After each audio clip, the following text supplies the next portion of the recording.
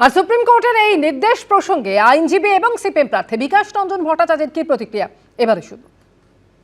This is the exclusive domain of Election Commission to ensure free and fair, peaceful election. Now, the Election Commission will have to take a call whom they will engage. Particularly, they will engage the government officials.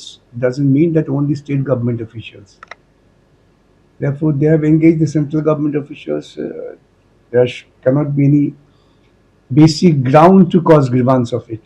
In any way, now the court has directed that the court will not interfere within the exclusive domain of election commission.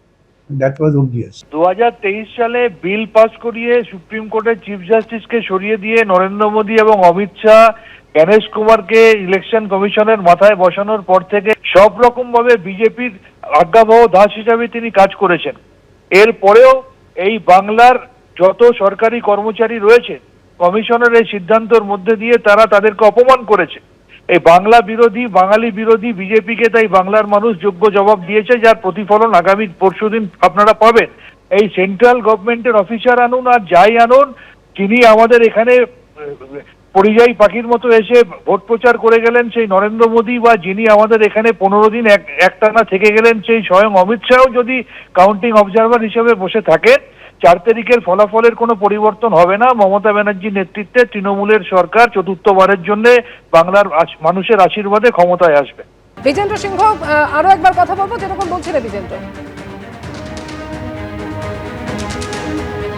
দেখো, যেটা supreme court আজকে বহাল রেখেছে 13 এপ্রিলের circular, সেটাতে কি বলা হয়েছিল, সেটাতে প্রথম প্যারাগ্রাফে আমরা দেখি, সেটাতে বলা হয়েছে কি অ্যাটলিস্ট একজন সেন্ট্রাল গভর্নমেন্টের এমপ্লয়ি বা সেন্ট্রাল পিএসইউর এমপ্লয়িকে কাউন্টিং সুপারভাইজার বা কাউন্টিং অ্যাসিস্ট্যান্ট হিসেবে রাখতে হবে। আজকে ইলেকশন কমিশন সুপ্রিম কোর্টে বলে তারা কোথাও বলেননি কি স্টেট গভর্নমেন্টের এমপ্লয়িকে তারা নেবেন না, এবং এই অ্যাপ্রিহেনশনটা যেটা করা হচ্ছে, যেটা প্রিন্সিপাল বলছেন, সেটা ভিত্তিহীন, তার কোনো বেসিস নেই। তিনি এটাও বলেন কি রিটার্নিং অফিসার হন সুপ্রিম অথরিটি কোনো একটা কাউন্টিং সেন্টারে, এবং সেই রিটার্নিং অফিসার রাজ্য কাডারেরই আধিকারিক হন, এবং তিনি ঠিক করেন কি কোন টেবিলে কোন সুপারভাইজার বসবেন, আরোরা কি রিটার্ন মাইক্রো অবজারভাররা কী কাজ করবেন সেটা তিনি ঠিক করেন।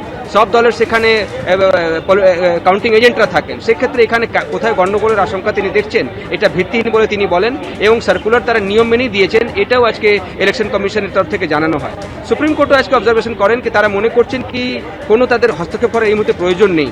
যা সার্কুলার দিয়েছে ইলেকশন কমিশন সেটা নিয়ম মেনেই তারা দিয়েছেন, এবং তারা তো কোথাও বলছেন না কি স্টেট গভর্নমেন্টের এমপ্লয়িকে তারা রাখবেন না। সুপ্রিম কোর্ট এই অবজার্ভ করে যদি ইলেকশন কমিশন এটাও বলে তাহলেও কিন্তু তারা কোনো হস্তক্ষেপ করবে না, যেহেতু রাজ্য সরকারের কর্মচারী হন বা সেন্ট্রাল গভর্নমেন্টের কর্মচারী হন, তারা সবাই ইলেকশন কমিশনের অধীন যখন ভোট প্রক্রিয়া সেখানে চলছে। সিসিটিভির একটা বক্তব্য রাখেন প্রিন্সিপালকে, সিসিটিভিগুলো সংগ্রহ করে রাখা উচিত, যদি গণ্ডগোল হয় পরে সেটাকে তারা চ্যালেঞ্জ করবেন।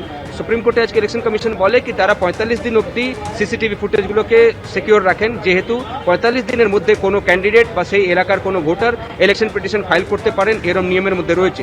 45 দিন তারা এমনিও প্রোটেক্ট করে রাখবেন সেটাকে, এবং যদি কোনো জায়গায় মামলা ফাইল হয় সেক্ষেত্রে যতক্ষণ না মামলা নিষ্পত্তি হচ্ছে সেই সিসিটিভি ফুটেজগুলো সেইভাবে সংগ্রহ করে রাখা থাকে।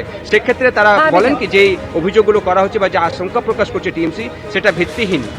আগেবারে যে আশঙ্কা প্রকাশ করা হয়েছে তৃণমূল কংগ্রেসের তরফ থেকে, সর্বোচ্চ আদালত মনে করছে সেই আশঙ্কা ভিত্তিহীন, আর সেই কারণে নির্বাচন কমিশনের যে নির্দেশিকা ছিল 13 এপ্রিলের, সেই নির্দেশিকাকেই মান্যতা দিয়েছে বা সেই নির্দেশিকা বহাল থাকবে বলেই নির্দেশ দিয়েছে সর্বোচ্চ আদালত।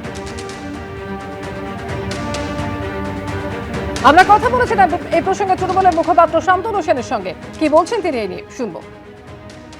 2023 সালে বিল পাস করিয়ে সুপ্রিম কোর্টের চিফ জাস্টিসকে সরিয়ে দিয়ে নরেন্দ্র মোদী এবং অমিত শাহ গণেশ কুমারকে ইলেকশন কমিশনের মাথায় বসানোর পর থেকে সব রকম ভাবে বিজেপির আজ্ঞাবহ দাস হিসাবে তিনি কাজ করেছেন।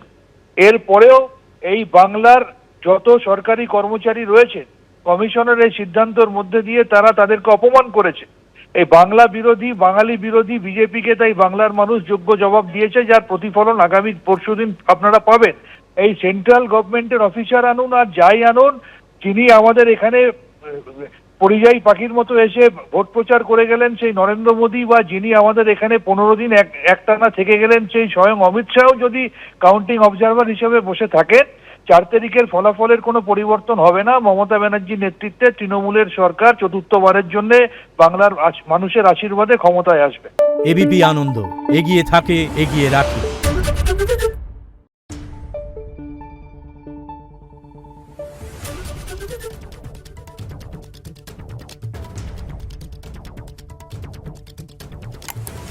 Thank you.